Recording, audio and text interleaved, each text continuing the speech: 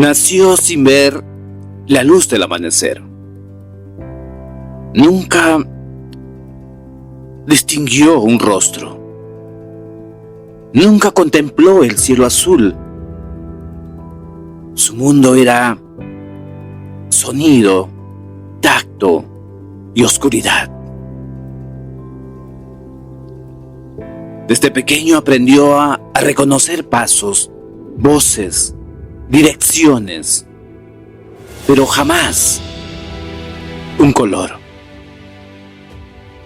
Sin embargo, lo más doloroso no era su ceguera, era escuchar a otros discutir su vida como si él no estuviera allí.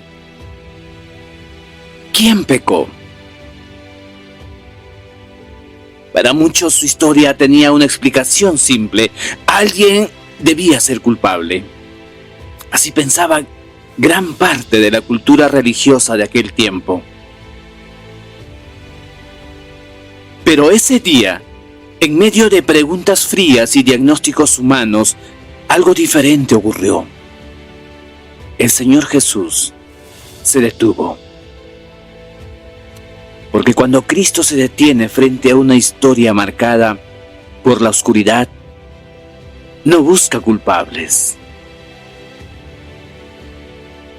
Cuando el Creador abre los ojos,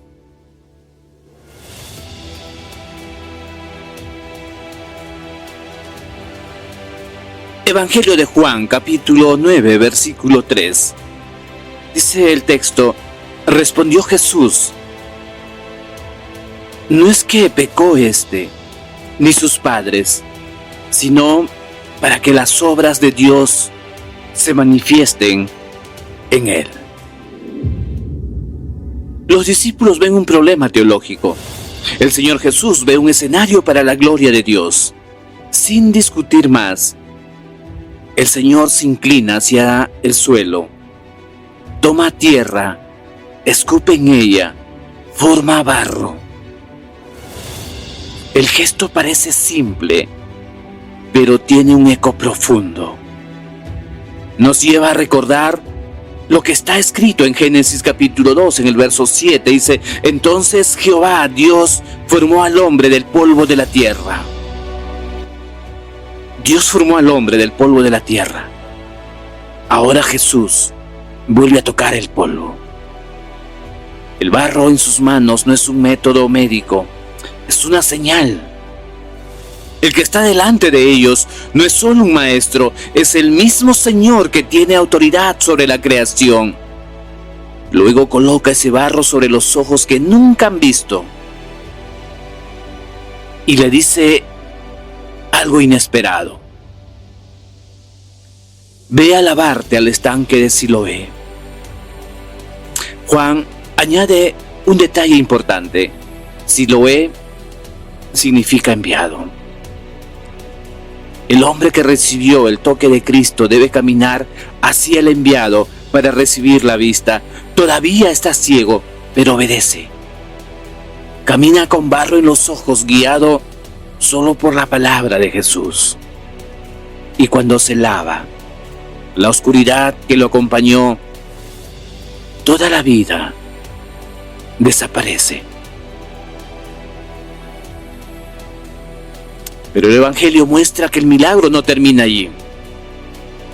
Porque más adelante, cuando vuelve a encontrarse con el Señor Jesús, el hombre reconoce quién está delante de él. Y entonces hace algo que cambia el sentido de toda la historia. Se postra y lo adora. En aquel tiempo, existía la idea de que ciertas enfermedades eran consecuencia directa del pecado personal o familiar. Por eso los discípulos preguntaron: ¿quién pecó? Pero el Señor Jesús rompe ese pensamiento. No niega la realidad del pecado en el mundo, pero muestra que la historia humana es más profunda que una simple relación entre culpa y sufrimiento. Al decir que la situación de aquel hombre serviría para manifestar las obras de Dios, el Señor Jesús transforma la perspectiva. Lo que parecía una tragedia se convierte en un escenario para la gloria de Dios. Además, en la tradición profética, abrir los ojos de los ciegos era una señal del tiempo mesiánico. El profeta anunció en Isaías, en el capítulo 35, entonces los ojos de los ciegos serán abiertos y los oídos de los sordos se abrirán. Cuando Jesús hace esto, no solo sana a un hombre, está mostrando que las promesas de Dios se están cumpliendo y que el reino de Dios está irrumpiendo entre ellos.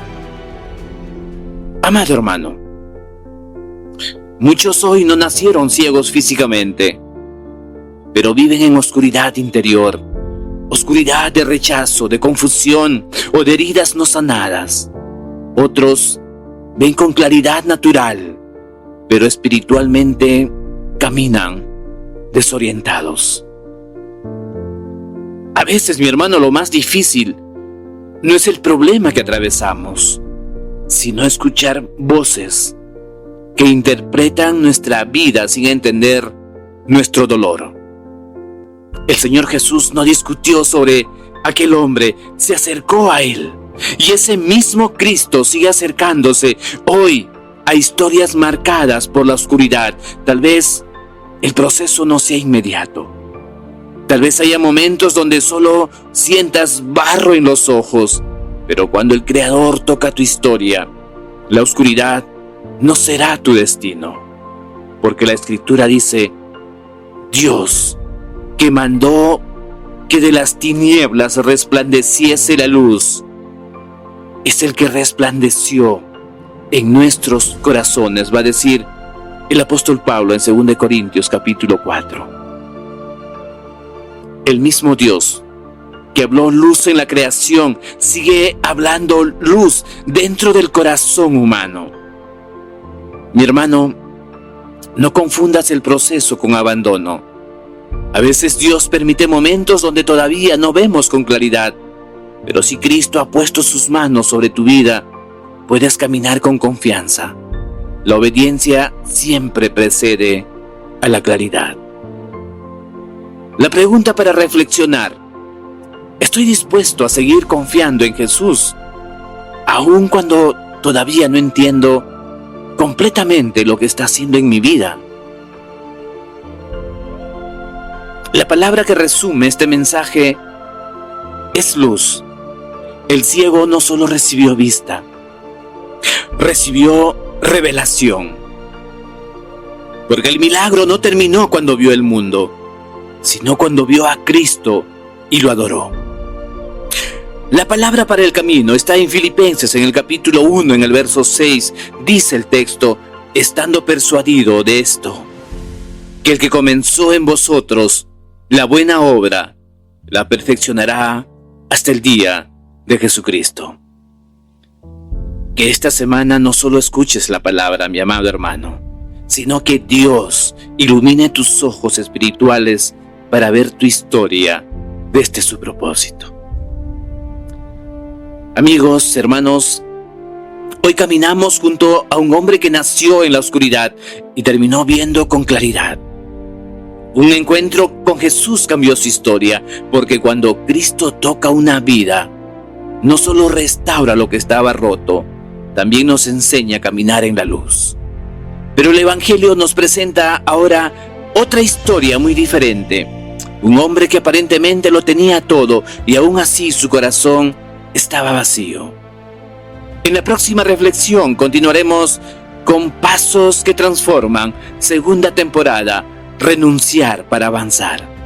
La historia del joven rico, porque hay momentos en el camino espiritual donde Dios no solo quiere abrir nuestros ojos, también quiere preguntarnos: ¿qué estás dispuesto a soltar para seguirme?